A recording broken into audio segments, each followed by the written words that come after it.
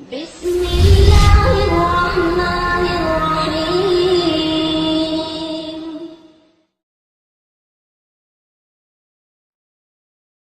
ہر شخص سکون چاہتا ہے، اطمینان قلب چاہتا ہے، قلبی تسلی و تشفی چاہتا ہے، inner bliss, tranquility, peace of mind, peace of heart, true serenity. ہر شخص اسی کا متلاشی ہے، اسی کا متمنی ہے۔ اب جس سے بھی سوال کریں گے، آپ کام کرتے ہیں، محنت کرتے ہیں، جد و جہد کرتے ہیں، ہر حوالے سے کوشش کرتے ہیں، کیوں کرتے ہیں؟ تو ہر شخص کا یہی جواب ہوگا کہ میں خوشی چاہتا ہوں۔ ہر شخص خوش رہنا چاہتا ہے، خوشگوار اور خوشحال زندگی گزارنا چاہتا ہے۔ دیکھیے، ایک تاجر پورا دن محنت کرتا ہے اپنی تجارت کو، اپنی بزنس کو، اپنے کاروبار کو پھیلانے کے لیے اور زیادہ سے زیادہ نفع کمانے کے لیے اپنی تمام تر توانائیاں اور صلاحیتیں صرف کرتا ہے۔ تو اس سے پوچھے تو کیا چاہتا ہے؟ ڈیپ ڈاؤن اپنے دل سے بتا کہ تیری خواہش کیا ہے، تیری تمنا کیا ہے، تیری آرزو کیا ہے، تیرا ہدف کیا ہے، تیرا موٹیو اور منتہا نظر کیا ہے، حقیقتاً تو کس چیز کا متلاشی ہے؟ وہ بھی کہے گا خوشی چاہتا ہوں۔ ایک مزدور جو پورا دن صبح سے شام تک پسینے میں شرابور ہو کر محنت و مزدوری کرتا ہے، اس سے بھی پوچھا جائے تو کیا چاہتا ہے؟ وہ بھی خوشی چاہتا ہے، وہ بھی ایک خوشحال زندگی گزارنا چاہتا ہے۔ ہر چند کے مختلف لوگ مختلف چیزوں میں خوشیاں تلاش کرتے ہیں۔ ہر شخص کی اپنی فکر ہے، اپنا نظریہ ہے۔ اگر کوئی شخص بیمار ہے تو اسے بیماری کی وجہ سے ہمیشہ پریشانی لاحق رہتی ہے، پریشان رہتا ہے بیماری کی وجہ سے۔ وہ چاہتا ہے کہ بیماری دور ہو جائے، پریشانی دور ہو جائے گی، پریشانی دور ہو جائے گی تو خوشحالی مل جائے گی۔ اسی طرح اسٹوڈنٹس ہیں، انہیں ہمیشہ امتحانات میں ناکامی کا خدشہ رہتا ہے، خوف رہتا ہے کہ ناکام ہو گئے تو ناکامی پریشانی میں مبتلا کر دے گی، تو وہ چاہتے ہیں کامیابی مل جائے، تو وہ کامیابی میں خوشیاں تلاش کر رہے ہوتے ہیں۔ اینڈ اسی طرح جن والدین کی اولاد نافرمان ہے، وہ چاہتے ہیں کہ وہ اولاد فرما بردار ہو جائے، وہ اولاد کی فرما برداری میں خوشیوں کے متلاشی ہیں، خوشیوں کے متمنی ہیں۔ اسی طرح اگر کچھ لوگ گھریلو ناچاکیوں اور اختلافات کا شکار ہیں تو وہ چاہتے ہیں کہ یہ تنازعات و اختلافات ختم ہو جائے تو ہمیں خوشیاں مل جائیں گی۔ اسی طرح کسی کا محبوب اس سے جدا ہو گیا ہے، کوئی پیارا جدا ہو گیا ہے تو وہ اس جدائی کو اپنی خوشیوں کا قاتل سمجھتا ہے، وہ چاہتا ہے کہ جدائی ختم ہو جائے، محبوب مل جائے، پریشانی ختم ہو جائے گی، سکون مل جائے گا، خوشیاں مل جائیں گی۔ کسی کے دشمن ہیں، دشمن کا خوف لاحق ہے، وہ دشمن پر برتری حاصل کرنا چاہتا ہے کہ کسی طرح دشمن پر برتری حاصل ہو جائے گی تو خوشی مل جائے گی۔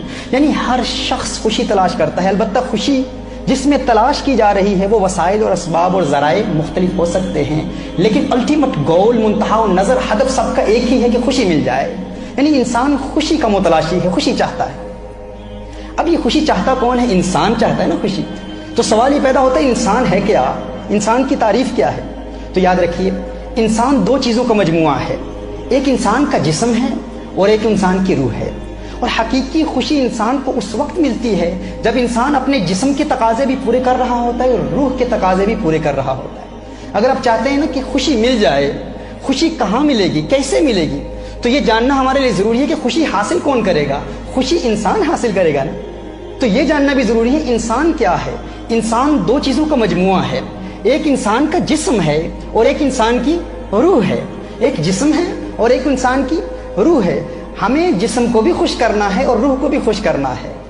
اگر جسم کے تقاضے پورے کریں گے تو جسم خوش ہو جائے گا، روح کے تقاضے پورے کریں گے تو روح کو خوشی ملے گی۔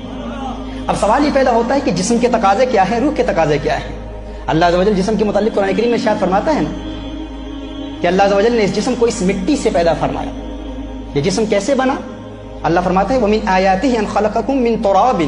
اللہ عز و جل کی نشانیوں میں سے ایک نشانی یہ ہے کہ اللہ عز و جل نے انسان کو اس مٹی سے پیدا کیا، اس دنیا سے پیدا کیا، اور جو جہاں سے پیدا ہوا، جو جس چیز سے بنا، وہ اسی کی طرف لوٹ کر جانے والا ہے۔ انسان اس دنیا کی مٹی سے معرض وجود میں آیا تو وہ انسان اسی دنیا کی مٹی میں ہی لوٹ کر جائے گا۔ قرآن میں خالق کائنات فرماتا ہے مِنْهَا خَلَقْنَاكُمْ وَفِيهَا نُعِيدُكُمْ، کہ ہم نے اسی سے تمہیں پیدا کیا اور اسی کی جانب تمہیں لوٹائیں گے۔ یعنی جو جہاں سے آیا ہے وہیں لوٹ کر جائے گا۔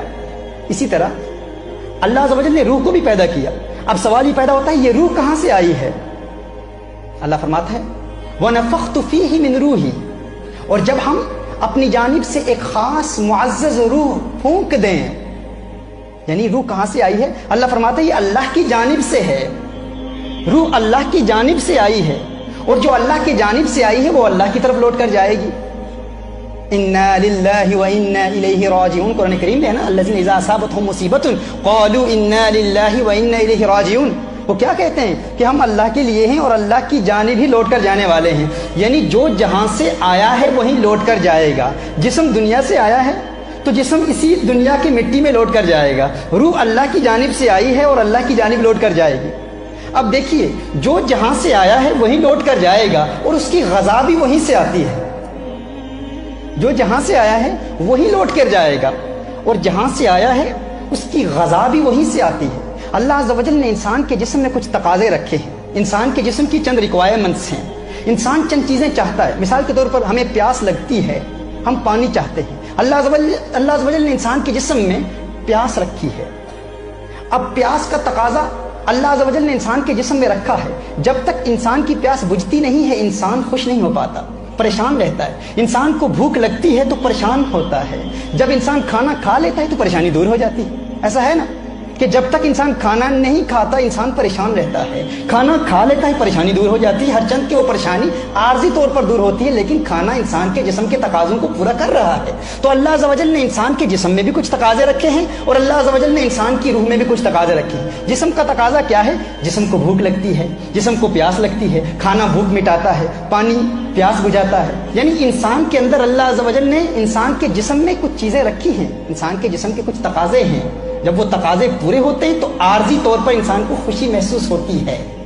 اس طرح انسان کے جسم میں اللہ عز و جل نے چند تقاضے رکھے ہیں، این اسی طرح اللہ عز و جل نے انسان کی روح میں بھی چند چیزیں رکھی ہیں۔ جس طرح انسان کے جسم کو پیاس لگتی ہے، بھوک لگتی ہے، این اسی طرح انسان کی روح کو بھی پیاس لگتی ہے، بھوک لگتی ہے۔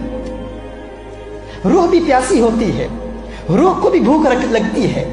جس طرح انسان کے جسم میں کچھ تقاضے ہیں اسی طرح انسان کی روح میں بھی کچھ تقاضے ہیں، لیکن ہمارا المیہ یہ ہے، ہمارا مسئلہ یہ ہے کہ ہم جب بھی پریشان ہو جاتے ہیں تو پریشانی کو دور کرنے کے لیے ہم جسم کے تقاضے پورے کرنے کی حتی الاستطاعت کوشش کرتے ہیں لیکن روح کا تقاضا پورا کرنے کی ہم کوشش ہی نہیں کرتے۔ ہمیں علم ہی نہیں ہے کہ ہماری روح چاہتی کیا ہے، ہمیں اس بات کا علم ہی نہیں ہے کہ ہماری روح کا تقاضا کیا ہے، ہماری روح کی خواہش کیا ہے، ہماری روح کی تمنا کیا ہے، ہماری روح کی آرزو کیا ہے، روح کیا چاہتی ہے، روح کی خواہش کیسے پوری ہوتی ہے، روح کی پیاس کیسے بجھتی ہے، ہمیں اس بات کا علم ہی نہیں ہوتا۔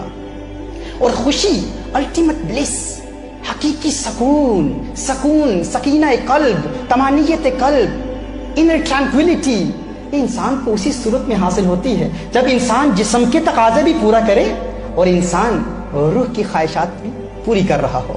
روح کی پیاس کیسے بجھتی ہے؟ فرمایا وما ارسلناک الا رحمتا للعالمین، محبوب ہم نے نہیں بھیجا آپ کو مگر تمام جہانوں کے لیے رحمت بنا کر، یہی وہ رحمت للعالمین ہے، ان سے پیار ہو جائے روح کو سکون مل جاتا ہے۔ یعنی حضور اکرم صلی اللہ علیہ وآلہ وسلم کا پیار انسان کو دائمی خوشی دیتا ہے، یہی روح کی غذا ہے۔